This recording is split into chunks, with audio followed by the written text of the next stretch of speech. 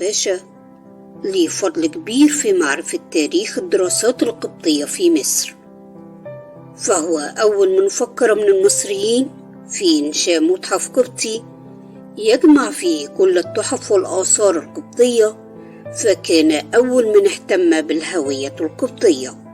ولد في عام 1864 من عائلة قبطية عريقة تضم رجال دين ورجال قضاء.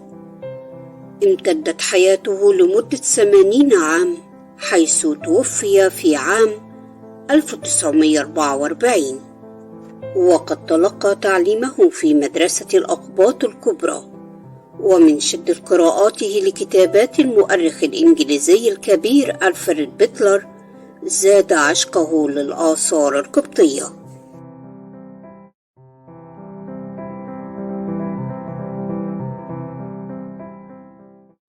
عمل كاتبا في مصلحة السكة الحديدية المصرية حتى عام 1907، وكان عضو في الجمعية العمومية والجمعية التشريعية ومجلس أعلى دار الآثار العربية، وعضو مجلس الأثريين في لندن، ومجلس إدارة جمعية الآثار القبطية بالقاهرة، وكان عضو بالمجلس الملي الثالث والرابع من عام 1892 حتى عام 1906.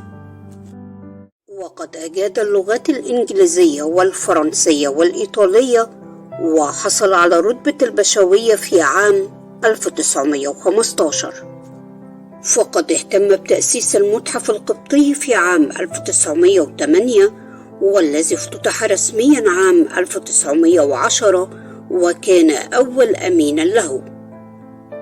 وقد قام مرقس سميكة باشا بجمع المال اللازم لهذا المشروع من التبرعات العامة لأعيان الأقباط ونخبة كبيرة من محبي الفنون والآثار. يقع المتحف القبطي بمنطقة مجمع الأديان بمصر القديمة، أمام محطة مترو الأنفاق المواجهة لكنيسة ماري جرجس الروماني.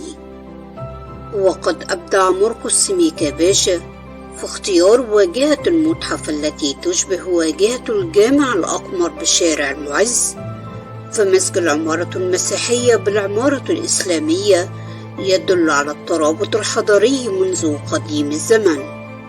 وقد أنشأ المتحف القبطي على أرض تابعة للأوقاف المسيحية، قدمها البابا كيرلس الخامس البطريرك 112، وظل المتحف القبطي ملكا للبطريركية حتى عام 1931.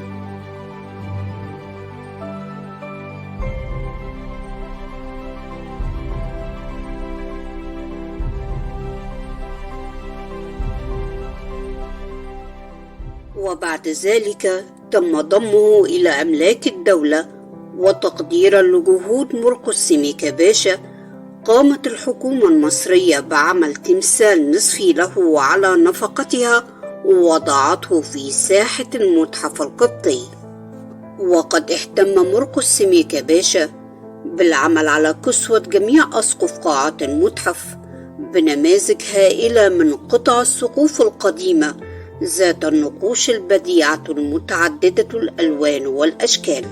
وهذا ما سمح به البابا كيرلس الخامس البطريرك 112، حيث تم نقل جميع التحف والأدوات القبطية الأثرية كالمشربيات والسقوف والأعمدة الرخامية والنوافذ واللوحات والحشوات الخشبية المنقوشة والأبواب المطعمة من منازل الأقباط القديمة إلى المتحف القبطي. وظل مرقس سميكة مديرا للمتحف حتى عام 1944 إلى أن توفاه الله. فمرقس سميكة باشا هو صاحب فكرة تنظيم مكتبات الأديرة وعمل سجلات وفهارس لمحتوياتها وحفظها في دواليب خاصة بها. فهو وضع دليل المتحف القبطي والكنائس الأثرية في مجلدين باللغتين العربية والإنجليزية، وكذلك فهارس المخطوطات القبطية والعربية الموجودة بالمتحف القبطي. ودي كانت جولة سريعة من منطقة مجمع الأديان بمصر القديمة. فالتاريخ مليء بشخصيات مهمة استطاعت أن تترك أثرا ورائها في مجالات الحياة.